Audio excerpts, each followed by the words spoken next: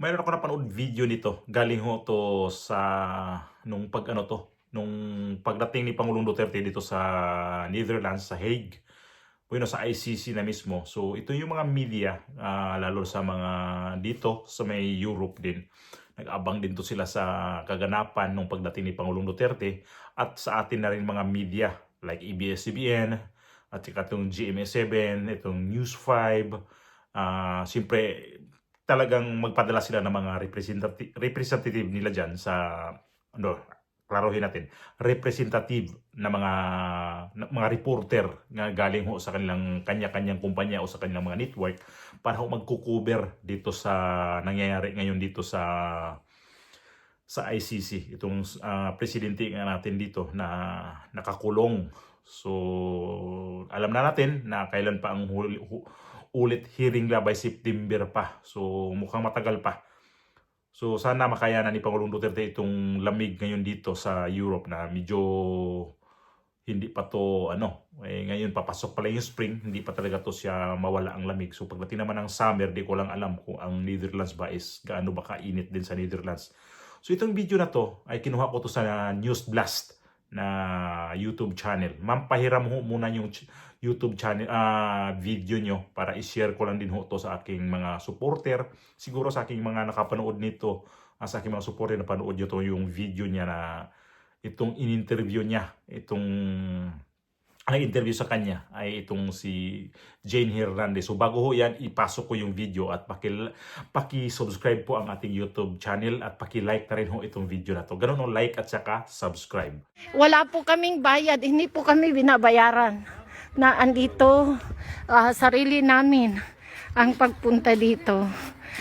Sariling pera, sarili naming gastos. So kami, naka-hotel kami. We spend more than 100 euro para lang makapunta. So now, Pete is doing good para sa appointment nila with a lady from Germany there para makapasok. We are trying our best to get an appointment and we call inside. We are here, we are not paid by the Marcos. No. Yeah, we are here to sympathize. We are from Belgium, Germany, and Ba't pa kayo? Germany with our own money. Our reporter from ako din ay Oo. ABS-CBN, Zen Hernandez po.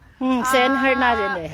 She's also reporting, taga dito I'm sa an Netherlands. ex-mayor of Kabakan. Talaga? I'm a two-termer. Baka My pwede kayo husband tumayo sa is likod niya. also a mayor. And Ay, we, Gagamitin nyo lang kami eh. Bakit Against naman? naman kayo kay Duterte, di ba? oh, Against kayo. she's a nurse. Yeah. She tried to check the health of our president. He's an 80 years old by March 28. So pwede nga po, He was diba? kidnapped in the Philippines. Oo. Kasi parang we will mention na nandito yung supporters. Sa totoo lang, syempre may magsasabi na hindi pinapakita ang supporters now. We're showing Oh, people. yeah. That's what You we're can doing. show us that we are not paid. Yes. Yes, Yeah. sir. And he's my husband. Are you married to Yeah. Yeah. He married at the Bawenya. From the Philippines. Yeah. Yeah. All the way here. Ja, they put the woman in bed. Email mo, Pete. So you helped her like fly over I'm here? Ben Herman, hè? Yeah. Na-live ka ba? Hindi po. Pero pwede, Yeah, baka siguro. pwede po na makita kayo. Kung gusto niyo lang Oh, yeah, pwede. sa likod niya. Yeah. We can. Yeah, she's asking, Pete. I requested them to, parang show up at your... Yeah, because we are the supporter, so that they can see that we are here from Belgium, Germany, and we are not paid by the Marcos. We Pero are papakita here. lang po kayo. Yeah. Na parang, Yeah. para masabi niya na Yeah. may mga pumunta po dito na Oh, supporters. yeah. We make an appointment to talk to the president. Magkakasama po kayo. Yeah. diba? Ayan. No. hiwalay. Hiwalay. Don't know how Naka-hotel to kami. make an appointment to enter Okay. the Oh, yeah, it's all right, Pete. Do the appointment, the abstract. Yeah, but I Yeah. I don't know the phone number. Yeah, there, the email. Make an email. That is your work. That is your helping hand to us Filipino here in Belgium. So ganun na lang ang sabi ng itong sa taga News Blast, itong may-ari nitong YouTube channel to, hindi nga kinuha ko tong video nila. So, ganun na lang yung hinanakit nga naman sa mga media like itong GMA, ABS-CBN, News 5 kasi kami kasi para kung may panood man lang to sa nanood din ng dyan sa nagtatrabaho sa mga malalaking network, sa mga balita nyo kasi talaga kaming mga tao nakulangan kami.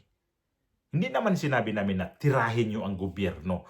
Yun ba talagang nangyayari ay gusto namin na madagdagan pa yung nyo sa pagbabalita. Hindi yung parang ang mga balita nyo is mayroon talagang tinatago. Kaya kailangan, makikita rin naman talaga namin na hindi talaga kayo bias. Mayroon naman talagang bias. Mga bias naman talaga kayo. Kaya pagka sinabihan kayo ng bias, mga network kayo, nagagalit kayo. Kaya itong mga OFW, kahit sa mga OFW, kahit ako bilang OFW din, itong tatlong network, bueno, ilagay na lang natin itong ABS at saka GMA7, sobra talaga kayong bias. Hindi talaga kayo maganda minsan sa mga balita nyo, mayroon kayong kinakampihan. Kahit ano pang mga slogan nyo ang ginagawa nyo dyan, mga bias kayo, halata kayo eh.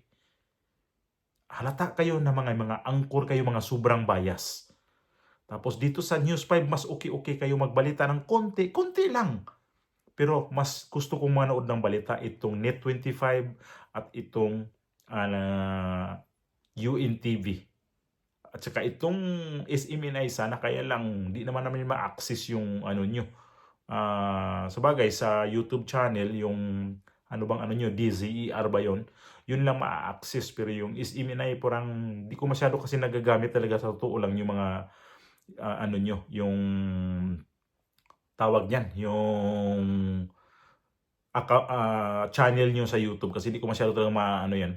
Kalimutan ko lagi. Di kagaya dito sa malaki kasi channel itong EBS at saka itong GMA at saka yung dalawa.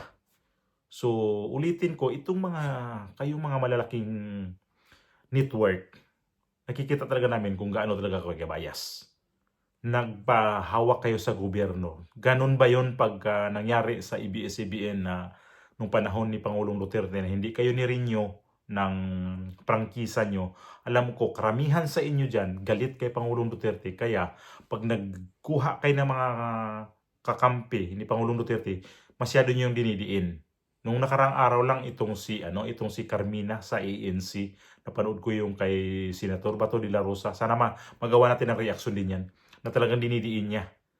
Mukhang talagang pinupukpok niya si Bato de la Rosa, at hanggat nagsagutan sila doon sa kanilang pag-uusap o sa interview ni Bato de la Rosa. So sabi ko, may pakabayas talaga itong ABS-CBN kasi nung time kasi nito, ang prangkisa, hindi ni-renew ni Pangulong Duterte. Mali naman din kasi kayo eh. Ang kalaban kasi ni Pangulong Duterte sa totoo lang ngayon, itong mga malalaking oligarko at saka itong mga malalaking narco-politician. Yan yung nagpadiin kay Pangulong Duterte dito sa war on drugs. Sila yun ang nagiging matinding kalaban ni Pangulong Duterte dito sa laban niya.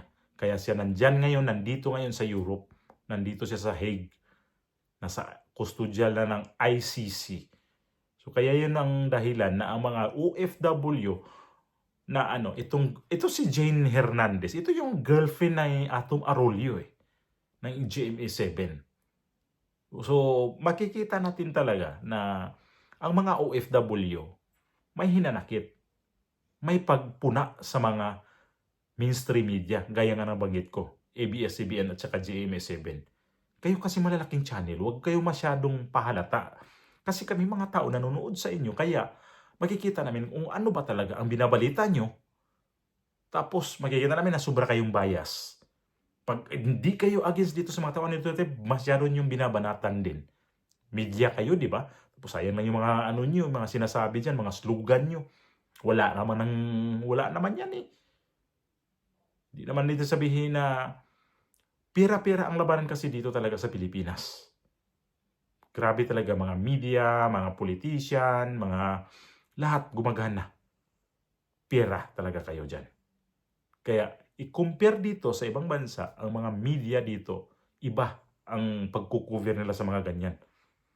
Dapat yun ang i-practice nyo na maigi. Kasi nakikita ko dito kung paano mag-cover, paano sila magkuha ng mga balita, kung saan ba talaga nila kukunan ng balita, at paano ang dahilan. Kaya ang layo nyo. Sabihin nyo yung world class na kayo sa pagbabalita, hindi. Tumatayo lang balahibo ko sa inyo dahil wala akong nakikita na maganda ang pagbabalita nyo talaga. Yung mga iba kong dito, ang kinukuhaan ko ng mga reaction, kaya GMA at saka ANC, ito, sa mga iba pang balita dyan, pero karamihan talaga sa inyo, mga bias kayo. Kaya itong mga OFW, nakatikim kayo.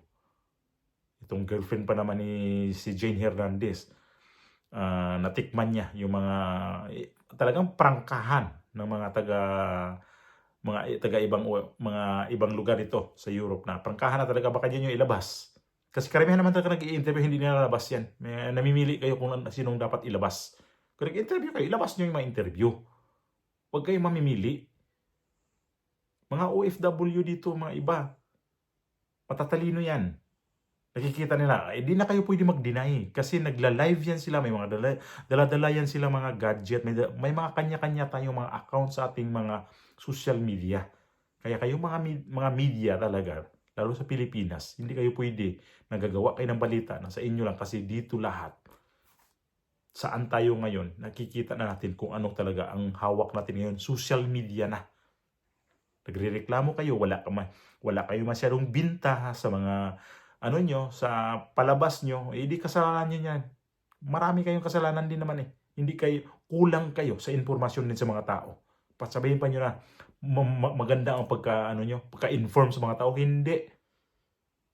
Ang dami nyong na mga ibabalita dapat na hindi namin yan nakikita. Naniniwala kayo kung anong tinig dyan sa palasyo ng mga sinungaling yan, si Claire Castro, naniniwala kayo kaagad.